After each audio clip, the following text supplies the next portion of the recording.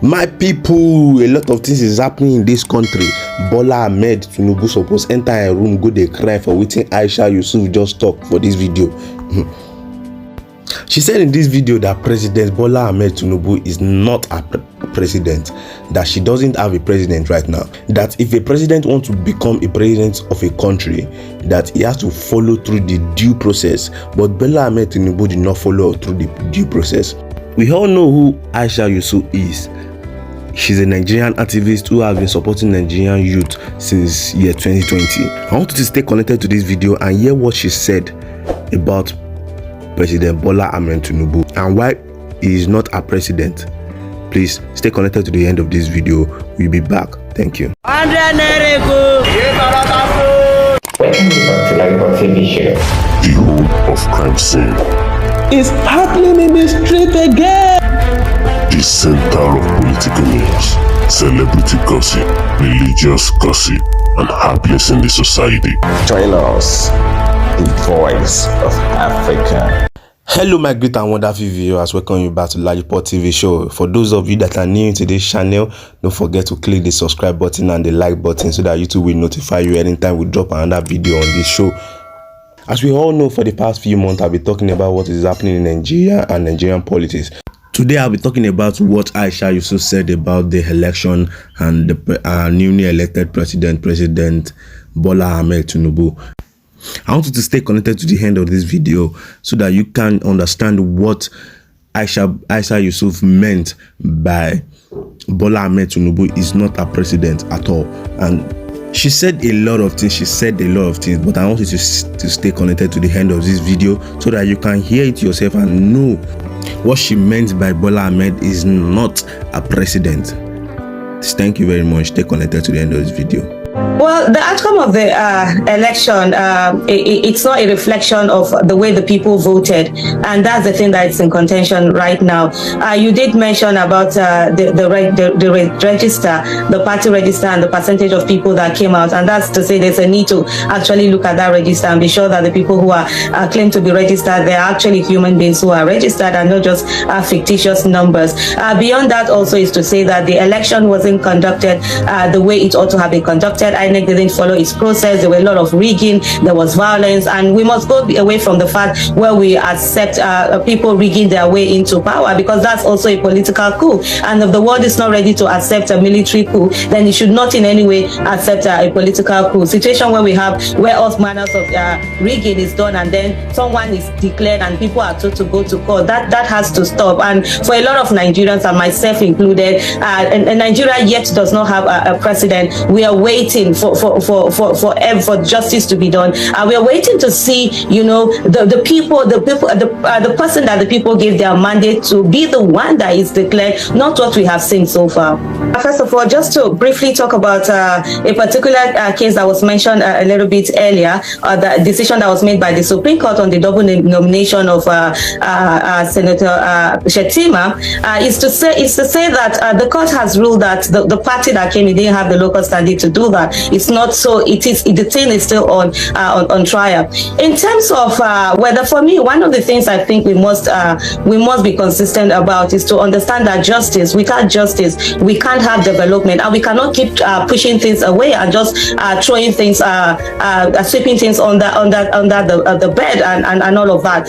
We can't just move on to say that the president has been sworn in and all of that. I don't recognize that a president has been sworn in Nigeria. Not my President Buhari, not my President Tinubu, and definitely we need to get to a place where we are not giving people enabling environment to use everything to rig themselves into power and then legitimize themselves because they go on. This acceptance has been what has kept Nigerians down, and we must ensure that, first of all, let's work on getting that justice. But he didn't get the highest number of legal votes, and that's in contention. And if we keep moving on, we continue to create enabling environments for people to do heinous things for them to get into power. We must consider political coup in the same way that we consider military coup. So I think the first thing that we need to address is this issue of stability, that constantly there's a desperation to be able to get stability over justice, over the justice of people's mandate. And that has led us to be one of the most unstabilized countries in West Africa. A lot of atrocities have been going on, a lot of killings and maiming, like had been mentioned by the previous speakers. And so we must come to a place where we are confronting the issues as they are. We all live in Nigeria. I live in Nigeria. Every of my investment is in Nigeria. My family is there. I'm here temporarily or something. I'm going to be back in Nigeria very soon. But the issue where we want to sweep away this and just continue has gotten us where we are. And like you rightly mentioned, this is someone who was not voted for by the majority of the people. And there was a sabotage that happened in terms of inflicting yourself as to be duly elected and people being dared to go to the judiciary. So this is the angst, this is the anger. The young people that have no confidence in the country, that have been killed repeatedly, that have been denied enabling environment for them to grow, decided to do what was legal, to work within the ambit of the law and go to the polls and vote for someone they wanted. And that process needed to be allowed to happen fully and in a free, fair and credible manner. And whatever the result it throws up, then so be it. But a situation where you're seeing direct rigging, crude rigging, killing, maiming, changing of results, and someone being declared, there is no way you're telling people to move on and have confidence in such a system. And there's no way. There needs to be the acceptance of the people. So let's not be too in a hurry to crave for this stability that we've been craving all this while, that has thrown our country into chaos. The system, when like someone said, when somebody wants to be called excellency, you must ensure that the process that brings you into office must be excellent, must be free, fair and credible, and must be seen to be free, fair and credible. And that's where we are. And for me personally, I'm not moving away from there. I've stayed too much on focusing on stability against people's justice, and it hasn't gotten us anywhere. It has gotten us to a worse place. As far as I'm concerned, aisha, I do not recognize the person of Mr. Bola tinubu as the president of Nigeria. He's not my president, not my president Tinubu. That's what he remains. Thank you. Thank you for staying connected to the end of this video. You all heard what Aisha Yusuf said as her last statement, that President Bola Tinubu is not recognized as our own president, that there's nothing that he can do, that he can never be our president. So this great lady said a lot of things about the election, about the President Bola Tinubu, and about inec, about the judiciary, and what they have been doing just to stop the right person to be the president. The mandate of the people supposed to be followed. We voted for the right person. We know the right person to be in the position of the president. This is our right. I want you to write your comments in the comment section.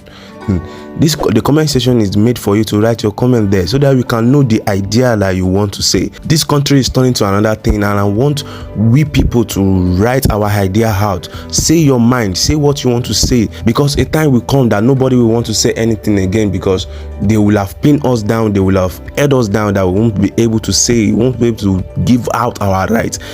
Stay connected to the end of this video. Like, subscribe, and drop your comment in the comment section. We'll be back. See you in our next video. God bless you.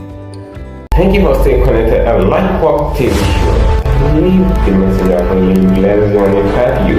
So what we do on this channel is to bring to you prophetic words from men of God in America and outside America, from the person of Julie Green and Christmas to motivation of beloved employment and all of that.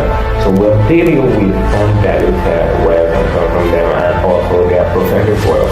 And guess what? Many of these prophecies are really coming through. So just ensure you subscribe to this channel just to get more of the prophecy in pure time. Guess what? See you in my next video.